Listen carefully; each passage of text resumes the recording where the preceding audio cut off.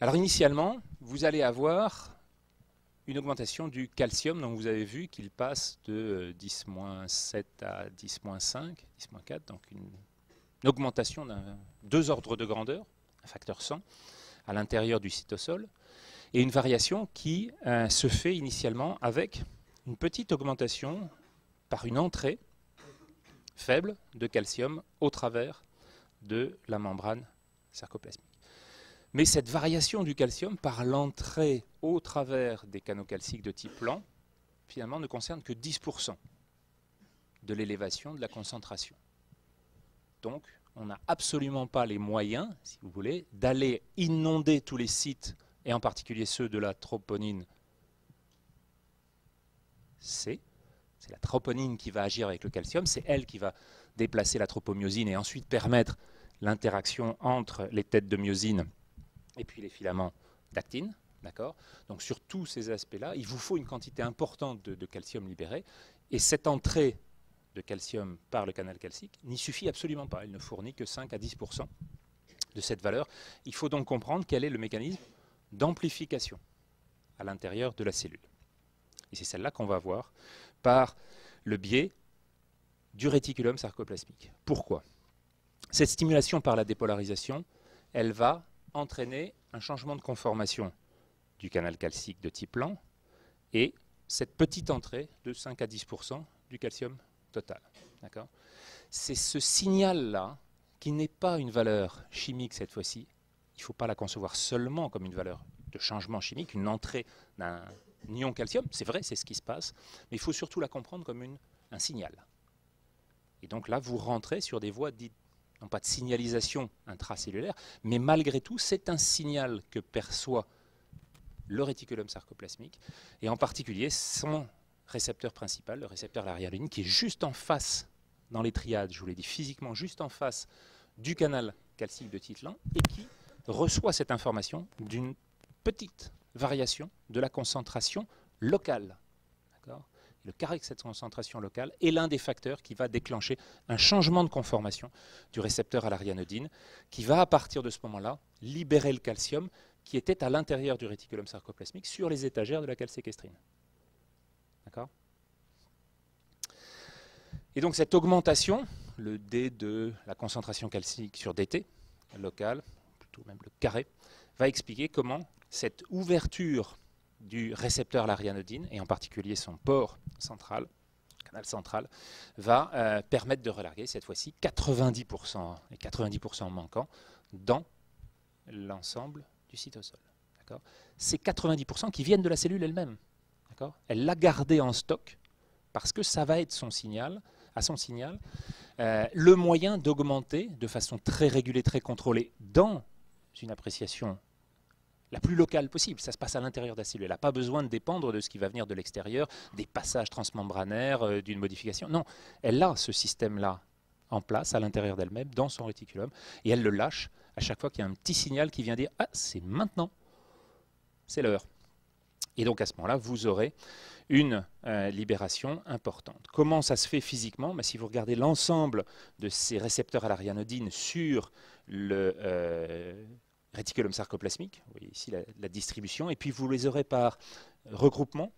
Mais si vous analysez ce récepteur direct, vous voyez qu'il y a un bouchon central, un petit peu comme dans votre baignoire, une fois que vous avez modifié la position de la bonde, vous aurez une ouverture qui va se faire par les 4 pores ici de ce récepteur sur la face sarcoplasmique. Et si vous la regardez sur le profil, vous voyez que c'est une forme de crampon qui est bien en regard du canal calcique de type lent, une façon de répondre physiquement dans un couplage anatomique extrêmement fin à la variation du signal calcique. Vous avez une petite entrée de signal calcique, variation de dCA sur dt, tac, immédiatement vous ouvrez ces 4 pores, ces 4 conduits à l'intérieur du récepteur à l'arianodine, et vous larguez 90% du calcium intracellulaire qui va sortir du réticulum pour aller inonder la cellule.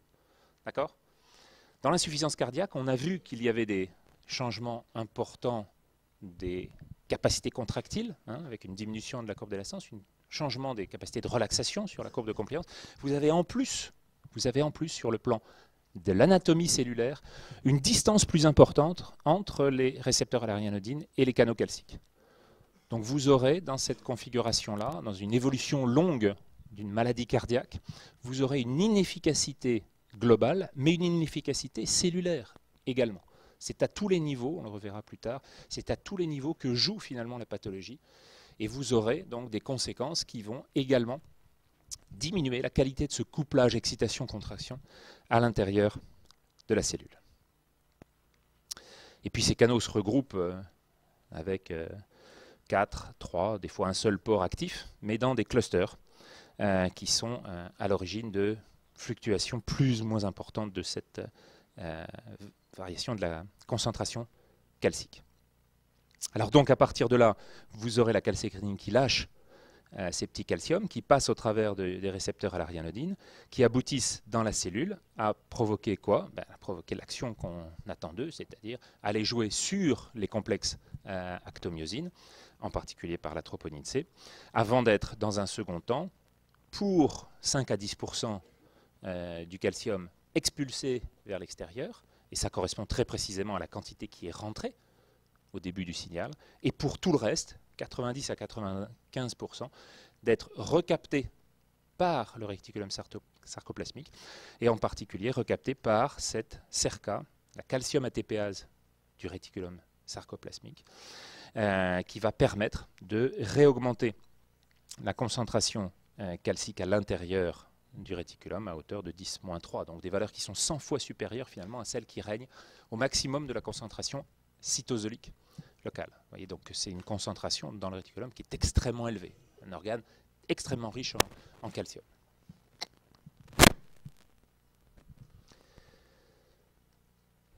Cette augmentation va se faire et va stimuler les calcium ATPases de la même façon finalement que ça stimule les récepteurs à l'arianodine, mais avec un petit déphasage qui fait qu'on va commencer avec une réponse plus importante par, bien entendu, libérer le calcium, mais c'est l'augmentation du calcium intracytosolique qui est lui-même le signal de la mise en action de la CERCA. C'est-à-dire que dès qu'il y a du calcium à boulotter, eh bien, la CERCA se met en place et puis commence à aller le chercher.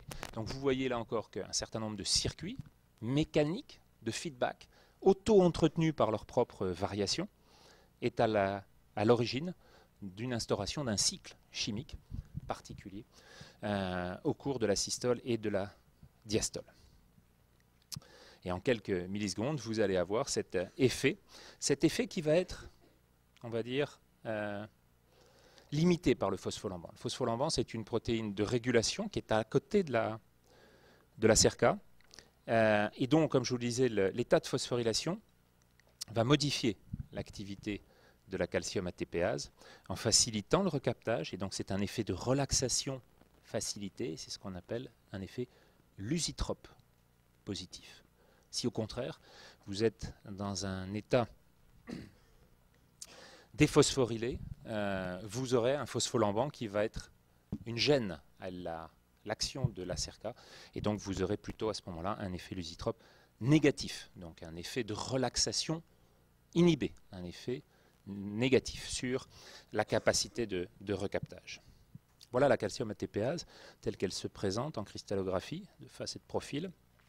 Donc cette espèce de grande sauterelle là, qui va avoir pour effet finalement sur 4 principaux éléments d'aller chercher le calcium dans le cytosol, de le faire passer 2 par 2 dans un conduit particulier et donc de le faire rentrer à nouveau dans le réticulum sarcoplasmique. Et ce mécanisme-là se met en place dès que la concentration dans le cytosol s'élève. On l'a là ici également, pour aller chercher vidéo Serge. Ça doit être celui-là. Pour voir donc sur l'ensemble maintenant des structures tridimensionnelles, vous voyez le conduit dont je vous parlais schématisé ici, et puis les 2 fonctions, les trimères qui sont à l'extérieur du réticulum sarcoplasmique, mais dans le cytosol, et qui vont aller donc avec une activité particulière chercher le calcium pour aller ensuite le ramener ici à l'intérieur dans le réticulum sarcoplasmique.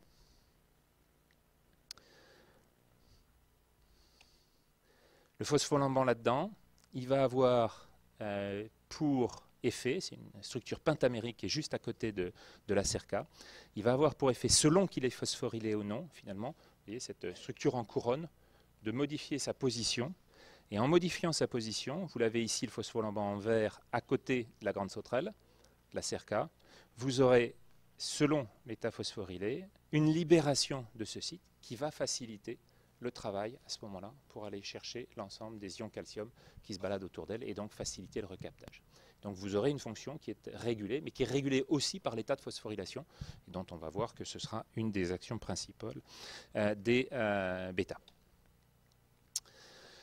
Et bien justement, comment on conçoit une stimulation sympathique qui va passer par les récepteurs, bêta 2 notamment.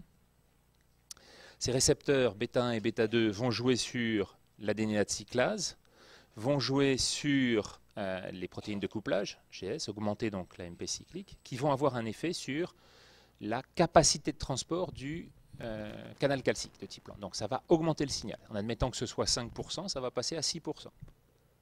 À 6%, c'est quand même 20% finalement du signal en plus. Si vous passez de 5 à 6, c'est une augmentation en soi de 20%. Donc vous allez avoir une efficacité et donc un signal plus important sur les récepteurs à l'adrénaline qui, eux, je vous l'ai dit, jouent en fonction du carré de la concentration locale. Donc l'effet va être celui d'un relargage plus important du récepteur à l'adrénaline, un relargage plus important du calcium depuis l'intérieur de ces sacs réticulaires vers le cytosol. De fait, vous aurez un effet qui va être important puisqu'il y aura plus de calcium dans la cellule. Si vous êtes passé de 5 à 6%, vous passerez ensuite de 90 à 99% et donc vous serez passé de 100 à 110%. Et à 110%, vous êtes en capacité finalement d'augmenter l'efficacité des interactions entre le calcium et la troponine C. Donc de faciliter l'interaction entre la myosine et l'actine. Donc in fine, d'augmenter la contractilité. C'est un effet inotrope positif. Mais puisque la concentration augmente, vous aurez une facilitation aussi des extrusions et une facilitation surtout du recaptage, et en particulier parce que vous allez augmenter la phosphorylation du phospholamban et donc faciliter le travail de la cerca. Deux mécanismes vont y contribuer. Celui de l'augmentation de la concentration calcique cytosolique. Donc la cerca va travailler avec plus de calcium, donc elle a plus d'envie de bien faire. Et en même temps, elle travaillera avec un phospholamban qui sera plus phosphorylé et donc qui lui laissera faire le travail de façon plus constante. Donc ça, c'est un effet qui sera également un effet lusitrope positif. Donc si vous êtes gagné en efficacité contractile, vous gagnez en relaxation, vous imaginez que l'ensemble des deux se faisant plus rapidement et plus efficacement, rien que ce système-là va lui aussi s'accorder avec l'effet cyclique accéléré, et cet effet-là, c'est un effet qu'on a qualifié tout à l'heure de, en jouant sur le temps, chronotrope positif. Et l'effet chronotrope positif sur les cellules du nœud sinusal, donc celles qui vont donner le tempo, c'est bien d'accélérer aussi votre fréquence cardiaque. Mais il faut que la cellule réponde. Si vous avez des ventricules qui, eux, continuent à travailler tranquillement, certes plus efficacement, tirent un peu plus fort, mais enfin ils font les beaux sur la scène, vous n'aurez aucun effet d'adaptation possible. Si le nœud sinusal vous dit c'est 160 maintenant votre fréquence cardiaque et que les cellules fonctionnent à 40, aucune efficacité. Ce qu'on va avoir dans certains BAV3 dans lesquels vous avez une dissociation totale entre le signal auriculaire et le signal ventriculaire. C'est assez désagréable là encore. Mais sur ces aspects, le fait de pouvoir avoir des cycles intracellulaires qui fonctionnent plus rapidement s'adapte du coup au signal chronotrope qui est celui du déclenchement. Donc l'ensemble se boucle et cet effet complet, chronotrope et puis dromotrope aussi parce que ça facilite la conduction le long des voies du faisceau de His, sera finalement l'ensemble des effets principaux qu'on va avoir. Inotrope sur la contractilité, lusitrope sur la relaxation, chronotrope sur l'efficacité, sur la fréquence cardiaque et dromotrope sur l'efficacité de la conduction et de la distribution du signal. Les anticalciques, à l'inverse, vont avoir pour effet de limiter ce signal calcique, donc en jouant sur une inhibition du canal calcique de type lent, si vous jouez sur une inhibition du canal calcique de type lent, à ce moment-là, vous aurez un signal plus faible. Si vous passez de 5 à 3%, ça veut dire en fait de 5 à 3% de la totalité du calcium libéré. En fait, la variation relative, c'est de 40%. Si vous passez de 5 à 3. Donc le signal qui est perçu par le récepteur à la ryanodine juste devant, il est beaucoup plus faible. S'il est beaucoup plus faible, il donnera ce qu'on lui demande. C'est-à-dire pas grand-chose. Quelques ions calcium vont sortir. Si ces quelques ions calcium contribuent partiellement à une augmentation faible de la concentration calcique cytosolique, à ce moment-là, vous aurez une contractilité plus faible à l'intérieur des systèmes actomyosine. Une contractilité plus faible, c'est un effet inotrope négatif. D'accord ? Donc on est dans un effet d'inotropie négative, et puis les autres seront de la même façon, à la fois pour l'extrusion et pour le recaptage, une modification de ces capacités totales. Par contre, le calcium, lui, il reste en quantité abondante à l'intérieur du réticulum sarcoplasmique, et donc la calséquestrine, elle se gonfle, et toutes les étagères de la bibliothèque calcique sont remplies pendant ces phases. Et donc un calcium qui n'est pas utilisé, c'est un calcium qui ne rentre pas dans la boucle de l'ensemble du cycle chimique et mécanique porté par ces différents éléments.